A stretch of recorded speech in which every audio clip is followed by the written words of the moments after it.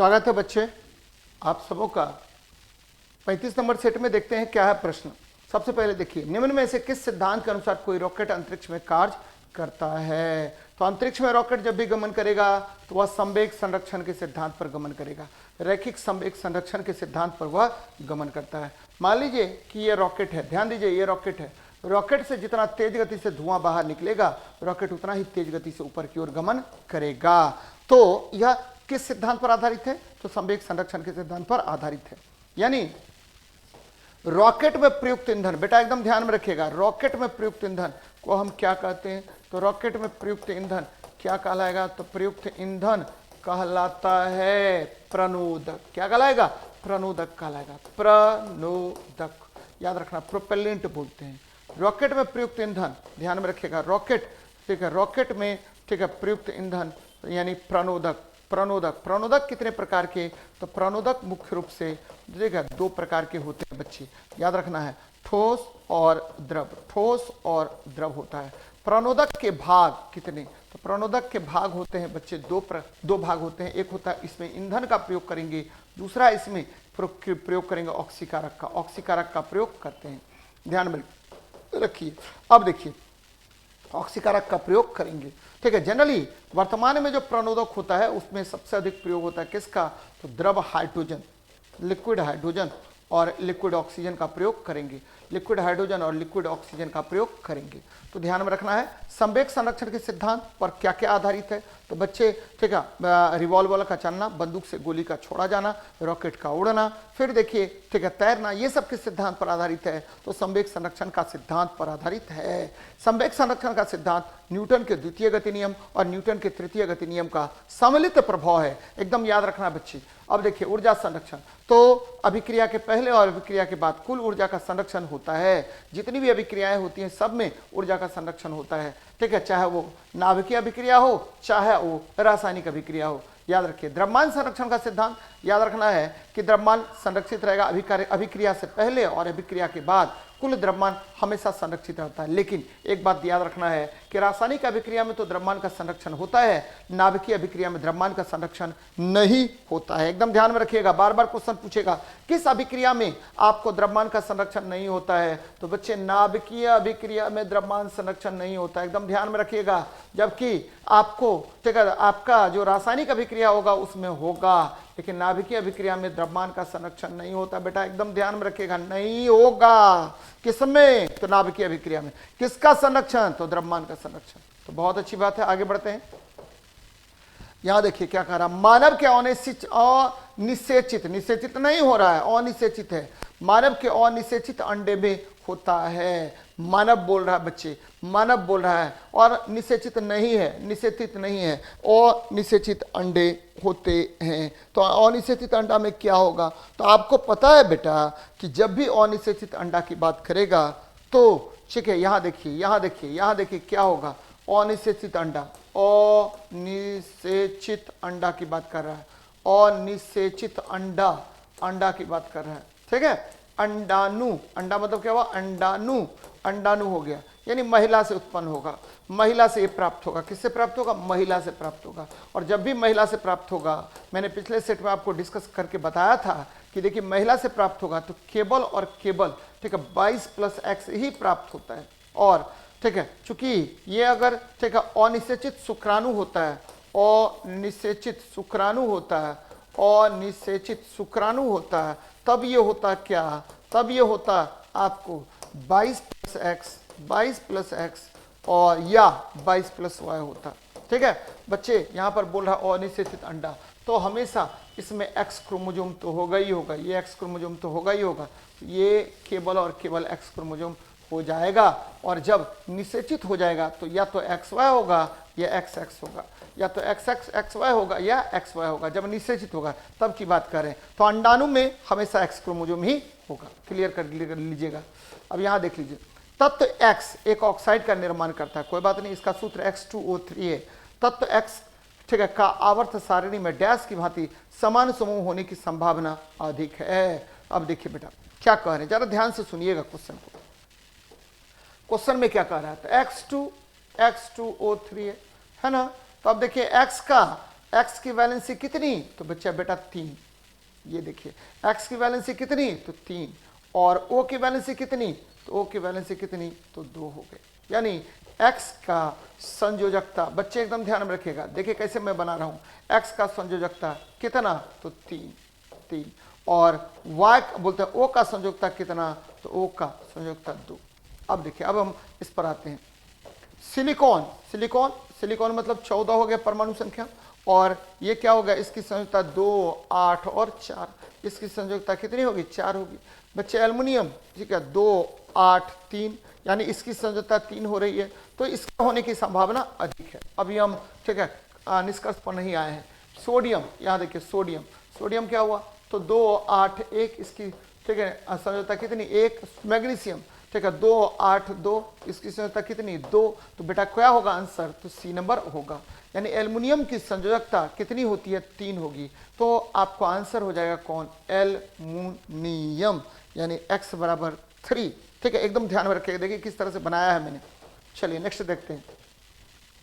यदि कोई कारक t समय में w कार्य करता है तो उसका पावर क्या होगा, तो बेटा पावर मैं बार बार आपको बताता रहता हूं कि देखिए पावर जो है वो क्या होगा, वर्क अपॉन टाइम होगा, कार्य बटा समय, या F डॉट एस बटा टी होता है, या एफ भी कॉस थीटा होता है।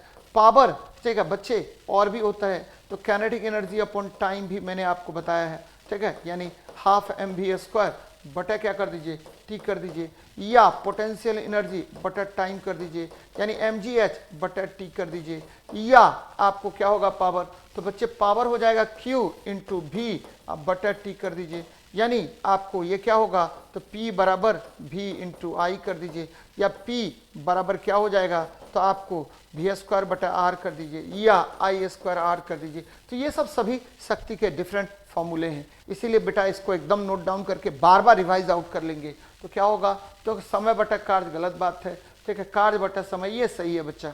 और शक्ति का ऐसा ही मात्रक क्या होता है, तो शक्ति का ऐसा ही मात्रक हो गया, ठीक है, आपको जूल पर सेकेंड को ही वॉट कहते हैं, वॉट हो गया। इसको हम किलोवाट भी लिख सकते हैं, इसको मेगावाट भी लिख सकते हैं, इसको कोई भी वाट लिख सकते हैं बच्चे। किलोवाट मतलब 10⁻³ वाट हो जाएगा, मेगावाट मतलब क्या 10⁻6 वाट हो जाएगा। तो ये ध्यान में आपको रखनी चाहिए, बार बार आपसे क्वेश्चन यहाँ पर पूछेगा, तो अच्छी बात है। आगे बढ़ते हैं, नेक्स्ट क्वेश्चन देखिए क्या कह रहा है।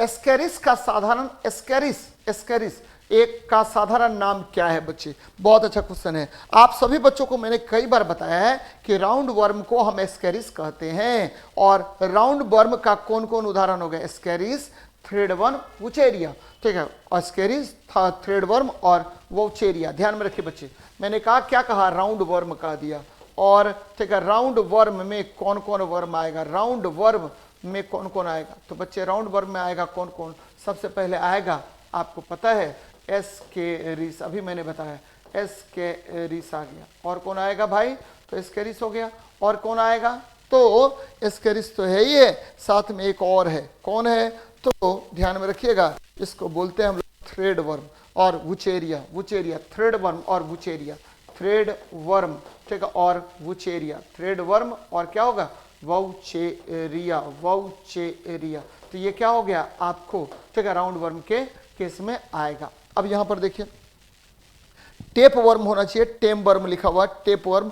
बच्चे ध्यान में रखिएगा कि ठीक है आपको पिन वर्म यानी थ्रेड वर्म को हम क्या बोलते हैं, तो एंटरोवियस कहते हैं, थ्रेड वर्म को हम, ठीक है, पिन वर्म या थ्रेड वर्म को हम एंटरोवियस कहेंगे बच्चे, ठीक है, पिन वर्म या थ्रेड वर्म को हम एंटेरो, ठीक है, एंटेरोवियस कहेंगे, एंटेरो। देखिएगा बहुत सारा जो बच्चा होता है वो अपने, ठीक है, एनस को यानी, ठीक है, आपको मलद्वार को हमेशा खुजला रहता, एंटेरोवियस कहते हैं बच्चे, एंटेरोवियस कहते हैं इसको, ठीक है, खुजलाता रहता है, तो उसमें यही वर्म पाए जाते हैं। किसके, तो आपको किस में पाया जाएगा, तो ध्यान में रखिएगा, मैंने क्या कहा कि ठीक है छोटे बच्चों के गुदा में यह पाया जाता है, कौन, पिनवर्म या एंटेरोवियस पाया जाता है। तो ये बड़ा, ठीक है, विषैला होता है बच्चे, इसीलिए इससे बचनी चाहिए। टेपवर्म क्या होता है, तो टेपवर्म जो है आपको, ठीक है, क्या होगा, टीनिया सोलियम होता है, टीनिया सोलियम होता है, टीनिया सोलियम होता है, और इसकी वजह से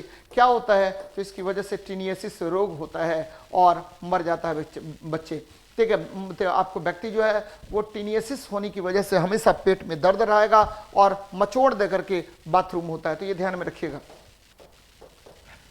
किसी वस्तु को ऊर्ध्वाधर ऊपर की ओर फेंका गया, कोई बात नहीं, या भूमि के अधिकतम ठीक ऊंचाई एस तक पहुंची। बच्चे एकदम ध्यान में रखिएगा। ये देखिए, ये वस्तु को हम फेंके, ऊपर फेंके हैं, तो ऊपर जैसे ही फेंकेंगे तो काइनेटिक एनर्जी वस्तु में है, तो ये मध्य बिंदु पर काइनेटिक एनर्जी और पोटेंशियल एनर्जी दोनों का मान क्या होगा, बराबर होगा मध्य बिंदु पर। लेकिन 3h/4 जैसे ही मध्य बिंदु से ऊपर बढ़ेगा तो पोटेंशियल एनर्जी का मान बढ़ जाएगा, काइनेटिक एनर्जी का मान घट जाएगा। एकदम ध्यान में रखिएगा। क्लियर कर दिया मैंने कंसेप्ट। वस्तु को जब हमने पृथ्वी से ऊपर भेजा, वस्तु को जब हमने क्या किया, वस्तु को पृथ्वी से ऊपर फेंका, तो यहाँ पर पृथ्वी से ऊपर, तो यहाँ पर क्या होगा, उसमें वस्तु में क्या होगा, पोटेंशियल काइनेटिक एनर्जी होगा। और जैसे जैसे वस्तु ऊपर की ओर जाएगा आपको क्या होगा, तो काइनेटिक एनर्जी का मान घटना शुरू हो जाएगा और पोटेंशियल एनर्जी का मान बढ़ना शुरू हो जाएगा। लेकिन मध्य बिंदु पर पोटेंशियल एनर्जी और काइनेटिक एनर्जी क्या होगा, आपको बराबर होगा। लेकिन मध्य बिंदु से ऊपर पोटेंशियल एनर्जी बढ़ जाएगा और काइनेटिक एनर्जी घट जाएगा। बच्चे तो यहाँ देखिए क्या हो रहा है, h/4 स्थिति में वस्तु में होगी स्थिति ऊर्जा कम, गलत बात है। समान स्थिति जो गति, गलत बात है। स्थिति जो अधिक और गतिज ऊर्जा कम होगा, तो आंसर क्या हो जाएगा, डी नंबर हो जाएगा। आंसर क्या होगा, डी नंबर हो जाएगा। अब देखिए, वस्तु के स्थिति के कारण, बच्चे वस्तु के स्थिति के कारण ऊर्जा को हम पोटेंशियल एनर्जी बोलते हैं। इसका फॉर्मूला होता है mgh, और काइनेटिक एनर्जी क्या होता है, तो हाफ mv² हो गया, हाफ mv² हो गया। तो ये ध्यान में रखिएगा, पोटेंशियल एनर्जी और काइनेटिक एनर्जी। और ये भी ध्यान में आपको रखना है कि काइनेटिक एनर्जी क्या होता है, हाफ mv²। बच्चे मैंने कहा कि निम्नतम बिंदु पर क्या होगा, पोटेंशियल एनर्जी का मान बोलते हैं, काइनेटिक एनर्जी का मान सबसे अधिक और पोटेंशियल एनर्जी का मान 0 होगा। महत्तम बिंदु पर, ये देखिए मैक्सिमम पॉइंट पर क्या होगा, तो पोटेंशियल एनर्जी का मान आपको यहाँ महत्तम होगा और काइनेटिक एनर्जी का मान क्या होगा, तो आपको 0 होगा। तो ये सब बातें याद रखनी चाहिए आपको, बार बार इस तरह का प्रश्न आपसे पूछा जाएगा। चलिए बहुत अच्छी बात है, आगे देखते हैं नेक्स्ट क्वेश्चन। निम्न में लाल संवहनीय संयोजी उत्तक कौन है, तो लाल रुधिर कणिकाओं को हम लाल संवहनीय संयोजी उत्तक कहते हैं। बच्चे इसको लाल क्यों कहते हैं, तो लाल इसीलिए कहते हैं क्योंकि इसमें हेमोग्लोबिन पाया जाता है, हेमोग्लोबिन पाया जाएगा। और हेमोग्लोबिन जब भी चर्चा करते हैं तो हेम मतलब क्या होता है, तो लौह आयन होता है, Fe2+ आयन होगा। और यह ठीक है रक्त को लाल रंग प्रदान करता है, रक्त को क्या करेगा, रक्त को लाल रंग प्रदान करता है। एकदम ध्यान में रखिएगा, लाल रंग प्रदान करता है कौन बच्चे, तो हेमोग्लोबिन प्रदान करता है, एकदम याद रखिएगा। और यह ऑक्सीजन परिवहन में भी सहायता करता है, ऑक्सीजन को ढोने का काम करेगा। अब देखिए रुधिर जो होता है, रुधिर क्या है, तो ये ठीक है आपको संयोजी उत्तक है, संयोजी उत्तक है। और रुधिर का पीएच मान संयोजी उत्तक है, रुधिर का पीएच मान कितना होगा, तो बच्चे 7.4 होगा, 7.4 होगा। और रुधिर जो है ध्यान में रखिएगा, ये शरीर के ताप को, शरीर का ताप और क्या करेगा, तो पोषक पदार्थों का परिवहन करता है, शरीर का ताप नियंत्रण करेगा और पोषक पदार्थ का परिवहन करेगा, पोषक पदार्थ का परिवहन करता है। एकदम याद रखिएगा, पोषक पदार्थ का क्या करेगा, परिवहन करने का काम करता है कौन, तो बच्चे रुधिर। और श्वेत रुधिर कणिकाएं क्या होती हैं, तो ये जो है आपको इम्यून सिस्टम डेवलप करता है, यानी ठीक है शरीर का प्रतिरोधक क्षमता का विकास करता है, शरीर के प्रतिरोधक क्षमता का विकास करता है। एकदम ध्यान में रखिएगा, प्रतिरोधक क्षमता को ये बढ़ाता है, क्षमता को इंक्रीज करता है। प्लाज्मा ये रक्त को जलीय माध्यम प्रदान करेगा, रक्त को क्या करता है, रक्त को जलीय माध्यम प्रदान करता है। ध्यान में रखिए बच्चे, जलीय माध्यम प्रदान करता है, जलीय माध्यम क्या करेगा, प्रदान करेगा। रक्त को जलीय माध्यम कौन प्रदान करता है, तो ध्यान में रखिएगा कि प्लाज्मा करेगा, प्लाज्मा जो है रक्त को जलीय माध्यम प्रदान करता है। एकदम बहुत इंपॉर्टेंट है, बार बार पूछा जाता है। चलिए नेक्स्ट देखते हैं। 1 विलियन में 320 ग्राम में ठीक है 31 ग्राम नमक है, तो द्रव्यमान प्रतिशत, मैंने थोड़ी देर पहले भी बताया था बच्चे कि मास परसेंटेज जो है, मास परसेंटेज कैसे निकालते हैं। मास परसेंट बराबर क्या होता है, विलय का मान बटे विलायक का मान गुना 100 कर दीजिए, विलय का मान बटे विलायक का मान ठीक है, विलायक का मान ठीक है, विलायक का मान नहीं, विलियन का मान, विलियन का क्या होगा, मान हो जाएगा, विलियन का मान या माप ठीक है, विलियन का मान ठीक है, विलियन का मान हो गया। तो बच्चे विलय मतलब क्या हुआ, तो 31 ग्राम। और विलयन मतलब क्या हुआ, तो 320 ग्राम तो जल है और आपको ये विलायक हो गया, और 31 ग्राम यानी गुना 100 कर दीजिए, गुना 100 कर दीजिए। तो बच्चे इसको निकाल लीजिए, 31 बटा क्या 351, गुना क्या कर दीजिए 100 कर दीजिए, तो निकल गया आपका। तो ये आंसर क्या हो जाएगा, तो 31 बटा 351 गुना 100 कर दीजिए, तो ये आंसर हो जाएगा आपका कितना हो जाएगा बच्चे, तो ये आंसर हो जाएगा, ध्यान में रखिएगा कि 8.83%, 8.83%, 8.83%, ठीक है, कितना हो जाएगा 8.83% हो जाएगा। तो ये याद रखिएगा आप लोग, बार बार इस तरह का प्रश्न आपसे पूछेगा। क्या कहा मैंने, जब भी द्रव्यमान प्रतिशत निकालने की बात करेगा तो द्रव्यमान प्रतिशत क्या होगा, तो द्रव्यमान प्रतिशत क्या होगा, तो आपको विलय की मात्रा, विलय की मात्रा बटे विलयन की मात्रा, एकदम याद रखिएगा, विलयन की मात्रा गुना क्या करेंगे 100 कर लेंगे, विलयन की मात्रा गुना क्या कर लेंगे 100 कर लेंगे बच्चे। तो ये ध्यान में रखिएगा आप लोग, बार बार इस तरह का प्रश्न आपसे पूछेगा। चलिए बहुत अच्छी बात है, आगे बढ़ रहे हैं, नेक्स्ट क्वेश्चन देखते हैं क्या कह रहा है। यहां देखिए, क्षार के संबंध में निम्न में से कौन सा कथन सही नहीं है। अच्छी बात है बच्चे, क्षार, क्षार या क्षारक बोल सकते हैं। क्षार और क्षारक में क्या अंतर है, क्षार या क्षारक, तो क्षार और क्षारक में कोई खास अंतर नहीं है, केवल एक अंतर है बच्चे, तो वह क्षारक जो जल में घुलनशील होगा वह क्षारक, क्षारक मेन क्या हुआ क्षारक हो गया, और ये देखिए ये मेन क्या हो गया क्षारक हो गया, और इसमें से छोटा सा भाग क्या है क्षार है बच्चे, ये क्या होगा जल में घुलनशील होगा, जल में घुलनशील होगा। ये जरूरी नहीं है कि सब क्षारक जल में घुलनशील हो ही हो, ठीक है, वह क्षारक जो जल में घुलनशील होगा उसको क्या कहते हैं, तो क्षार कहते हैं। अब देखिए क्षार या क्षारक बच्चे, हम इसका ठीक है आपको क्या बताते हैं, तो प्रॉपर्टीज बताते हैं। पहला प्रॉपर्टीज क्या होगा, तो जल में OH माइनस आयन देगा, जल में OH माइनस आयन देता है, ध्यान में रखिएगा आयन देता है, एक बात। दूसरी बात क्या है कि ये क्या करेगा बच्चे, ठीक है, तो लाल लिटमस पत्र को नीला कर देता है, लाल लिटमस पत्र को क्या कर देगा, लिटमस पत्र को क्या कर देता है, तो नीला करता है, एकदम ध्यान में रखिएगा नीला करेगा। और क्या काम करेगा, तो बच्चे ये क्या करता है, तो प्रोटोन ग्रहण करेगा, प्रोटोन ग्रहण करता है, एकदम ध्यान में रखिएगा। किसने बताया था, तो ये ब्रॉन्स्टन लोरी ने बताया था, ग्रहण करता है। और इलेक्ट्रॉन त्यागता है बेटा, क्या होगा इलेक्ट्रॉन त्यागता है। अब देखिए त्यागता है, इसका पीएच मान जो है, पीएच मान ग्रेटर देन 7 होता है, ग्रेटर देन 7 होता है, तो ये ध्यान में आपको रखनी चाहिए। और क्या होगा, तो बच्चे इलेक्ट्रॉन त्यागता है, ठीक है, पीएच मान ग्रेटर देन 7 होगा। और क्या होगा, तो बच्चे एक चीज और ध्यान में रखिएगा कि फिनोप्थेलिन को गुलाबी कर देता है, पीएच को गुलाबी कर देता है, गुलाबी करता है, एकदम ध्यान में रखना है, गुलाबी करता है, गुलाबी करता है, पीएच को क्या करता है, गुलाबी करता है। और क्या करेगा, तो और क्या करेगा, मिथाइल ऑरेंज को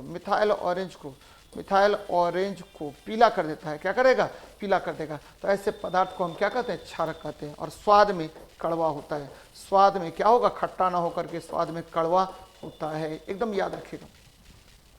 लाल लिटमस पत्र को नीला कर देता है, ये सही है बच्चे।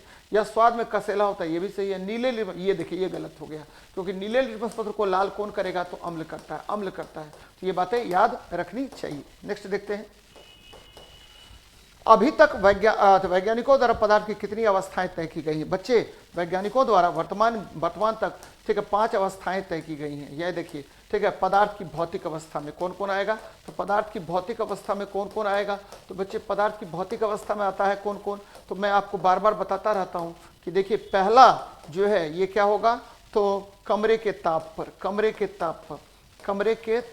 कौन कौन, तो कमरे के ताप पर होगा ठोस, द्रव और गैस। ये 3 भाग यहाँ पर हो गया, ठोस, द्रव और गैस, ये 3 प्रकार के पदार्थ हो गए।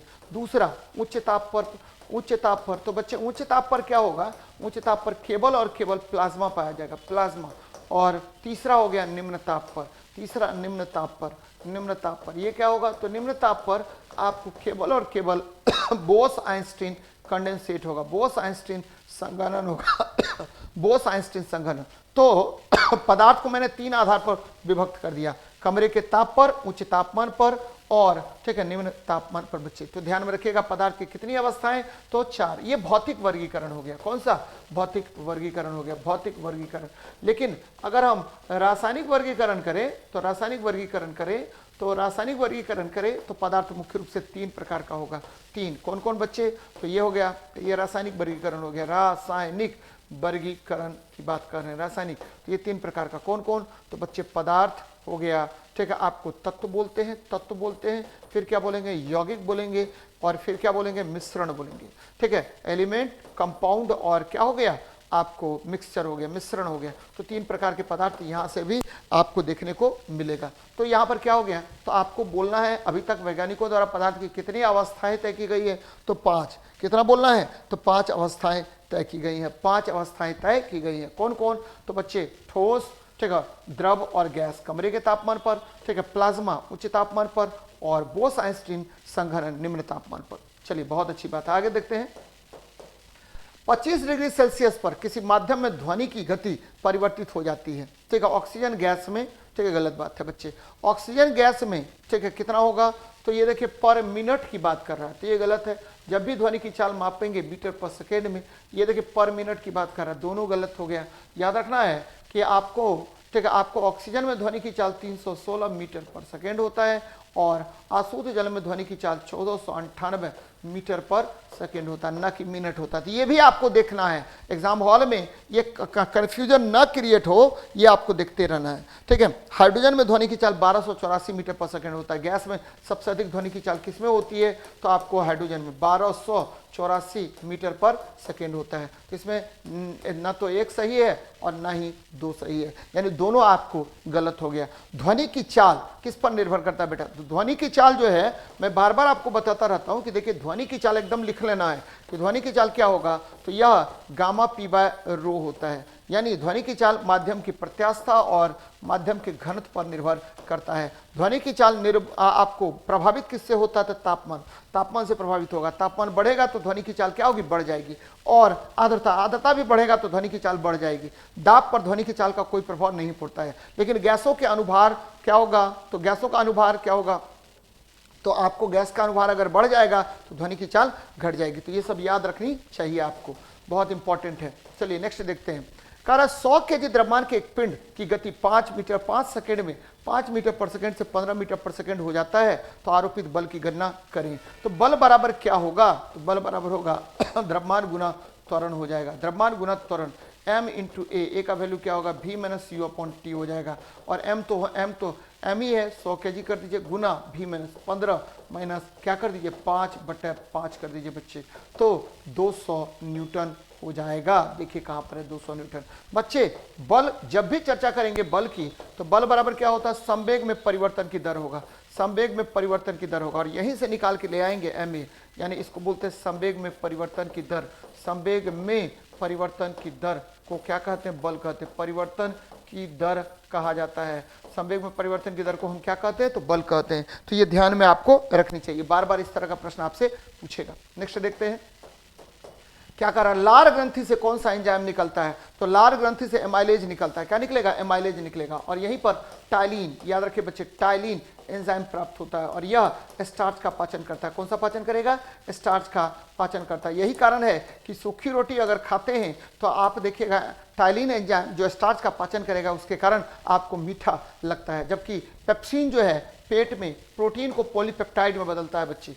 ये अमाशय में किसको बदलेगा, अमाशय में क्या करेगा, तो प्रोटीन को पॉलीपेप्टाइड में बदलता है। प्रोटीन को क्या बदलेगा, तो पॉलीपेप्टाइड में, पॉलीपेप्टाइड में यह बदलने का काम करता है, पॉलीपेप्टाइड में बदलता है। तो ये बातें याद रखिएगा, बार बार आपसे क्वेश्चन पूछेगा, बदलता है। और याद है कि ट्रिप्सिन ये क्या करेगा, तो बच्चे ये ट्रिप्सिन जो है कहाँ से निकलता है, तो ये निकलेगा अग्न्याशय से। कहाँ से, अग्न्याशय से निकलता है, पेनक्रियाज से निकलता है। और ये क्या करता है, तो बच्चे ट्रिप्सिन जो है प्रोटीन का पाचन करेगा, प्रोटीन का पाचन करता है, एकदम याद रखिएगा, प्रोटीन का पाचन करता है। जबकि लाइपेज जो है ये भी आपको निकलता है कागज से, अग्न्याशय से निकलेगा। और ये किसका पाचन करेगा, तो ये भी आपको वसा का पाचन करेगा। किसका पाचन करेगा, वसा को तोड़ करके वसीय अम्लों में बदल देता है, वसा को वसीय अम्लों में बदल देता है, अम्लों में बदलता है। तो ये ध्यान में रखिएगा, वसा को किस में बदलेगा, तो वसीय अम्लों में बदलता है। तो एकदम याद रखना है बच्चे।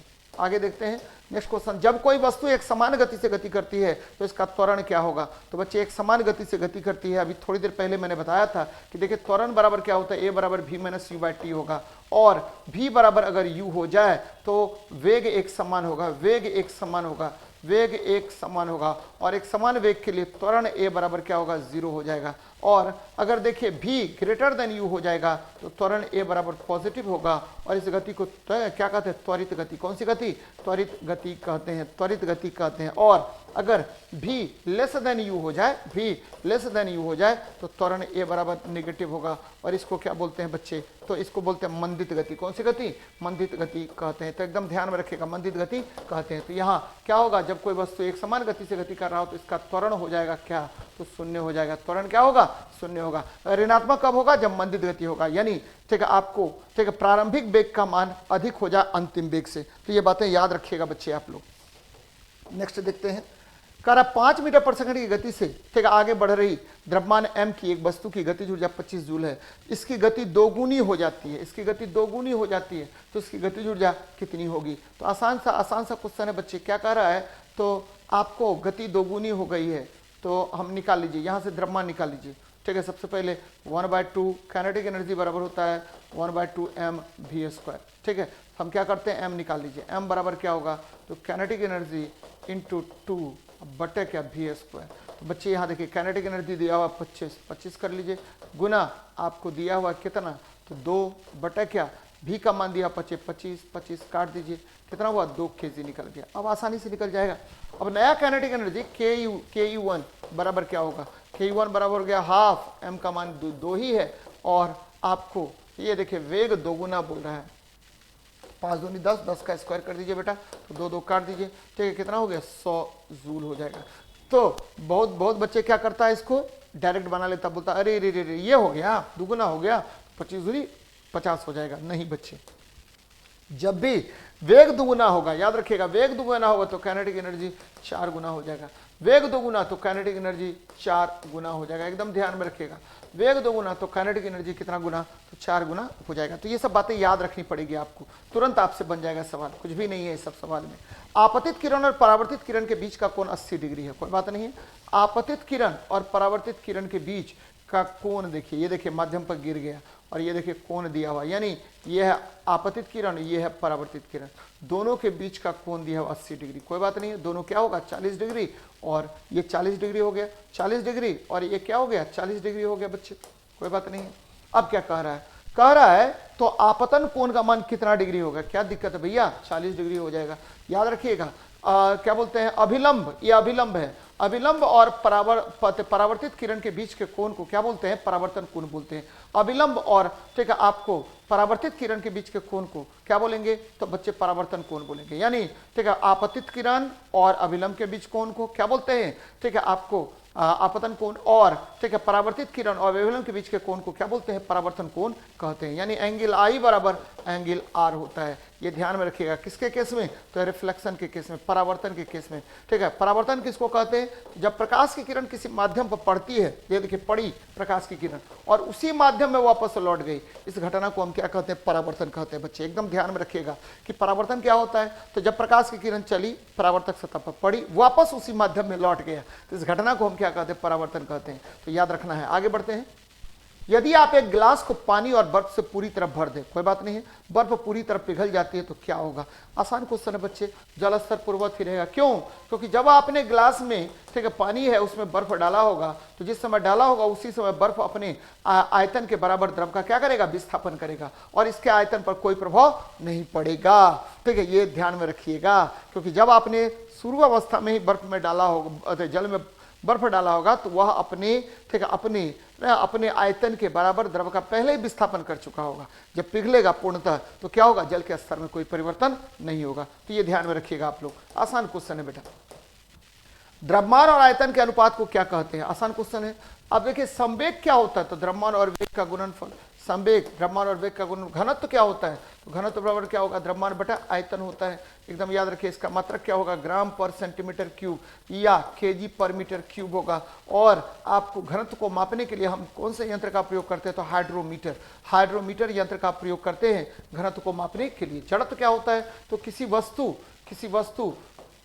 वस्तु के किसी वस्तु के, ठीक है, अवस्था को बनाए रखने की प्रवृत्ति, किसी वस्तु के अवस्था को बनाए रखने की प्रवृत्ति को, अवस्था को बनाए रखने की प्रवृत्ति, बनाए रखने की प्रवृत्ति को, रखने की प्रवृत्ति क्या कहलाती है? तो बच्चे ये कहलाएगा, ध्यान में रखिएगा, प्रवृत्ति को जड़त्व कहते हैं। और जड़त्व द्रव्यमान का समानुपाती होता है। बल क्या होता है? बल होता है द्रव्यमान और त्वरण के गुणनफल को हम क्या कहते हैं? बल कहते हैं। तो ध्यान में रखिएगा, क्या होगा आंसर?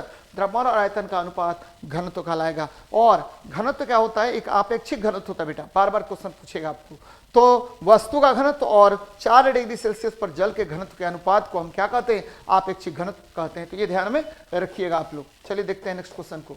एक इलेक्ट्रिक हीटर में किसी सोर्स से 4 एम्पियर की विद्युत धारा प्रवाहित होती है। आसान क्वेश्चन है बच्चे, मैंने आपको पिछले सेट में भी बताया था ये क्वेश्चन, क्योंकि V proportional to I, V बराबर क्या होगा बेटा? तो V बराबर होगा RI, यानी V बटा I बराबर क्या होगा? R होगा। ये देखिए नियत होगा। तो जब भी ये नियत होगा तो क्या करेंगे हम लोग? तो V1 बटा I1 बराबर क्या होगा? तो V2 बटा I2 होगा। आपको क्या निकालना? I2 निकालना है। तो I2 बराबर क्या होगा? V1 बटा I1, ठीक है, इंटू V1 आपको क्या हो जाएगा बच्चे? V2, ठीक है, V2 इंटू I1 आप बटा क्या हो जाएगा? I1 अब बटा क्या हो जाएगा बच्चे? V1 हो जाएगा, कुछ भी नहीं है, V1 हो जाएगा। V2 बटा I1 और बटा क्या होगा? V1 हो गया। V2 का वैल्यू कितना है? देखिए V2 का वैल्यू है 165, ठीक है, गुना I1 का मान कितना है? तो 4 है। और ठीक है, आपको आपका ये देखिए 60 वोल्ट हो गया, 60 है तो निकाल लीजिए। 15 गरहा 65 से 15 और 15 गरहा 65 से, यानी 11 एम्पियर धारा प्रवाहित होगा। देखिए कहाँ पर है? बी नंबर में कितना एम्पियर धारा प्रवाहित होगा? 11 एम्पियर धारा प्रवाहित होगा। तो V प्रोपोर्शनल टू I, ओम का नियम। फिर मैंने क्या किया? तो V बटा I बराबर नियत हो जाता है, तो इसको मैं लिख सकता हूँ V1 बटा I1 बराबर क्या? V2 बटा I2। इसके आधार पर निकाल लीजिए, फटाक से निकल जाएगा। ठीक है, नेक्स्ट देखते हैं। निम्न में कौन सा रासायनिक परिवर्तन का उदाहरण नहीं है? बच्चे आपको पता है रासायनिक परिवर्तन का मतलब क्या होता है? रासायनिक परिवर्तन का मतलब होता है, ठीक है, आपको देखिए रासायनिक परिवर्तन का मतलब होता है, ये देखिए अभिकारक है, अभिकारक, और ये प्रतिफल है, प्रतिफल, ठीक है, प्रतिफल है। तो अभिकारक से प्रतिफल तो बनेगा, लेकिन प्रतिफल से अभिकारक नहीं बनेगा। ध्यान में रखिएगा, इसको बोलते हैं केमिकल चेंज। एकदम याद रखिए बेटा, केमिकल चेंज। क्या कहा मैंने कहा कि अभिकारक से तो प्रतिफल बनेगा, लेकिन प्रतिफल से अभिकारक नहीं बनेगा। चलिए अब देखिए क्या होगा। अगर अभिकारक से प्रतिफल बने और प्रतिफल से भी अभिकारक बने, तो इस परिवर्तन को बोलते हैं भौतिक परिवर्तन। कौन सा? भौतिक परिवर्तन कहते हैं। एकदम ध्यान में रखिएगा, भौतिक परिवर्तन कहते हैं। तो when reactants changes into products, but products never changes into reactants, then this reaction is known as chemical change। और अभिकारक से प्रतिफल तो बनेगा, लेकिन प्रतिफल से अभिकारक नहीं बनेगा। बच्चे लोहा में अगर जंग लग गया तो फिर पुनः लोहा को, ठीक है, लोहा को तो जंग लगी तो लोहा से लोहा बना सकते हैं? नहीं, कठिन है। ठीक है, ये हो गया रासायनिक परिवर्तन। फिर देखिए दूध का दही बनना, दही बन गया, फिर दूध बना सकते हैं? नहीं, तो ये हो गया रासायनिक परिवर्तन। जल का जलवाष्प में परिवर्तित होना, तो जलवाष्प को पुनः संघनित कर देंगे, पुनः जल बन जाएगा, ये हो गया भौतिक परिवर्तन।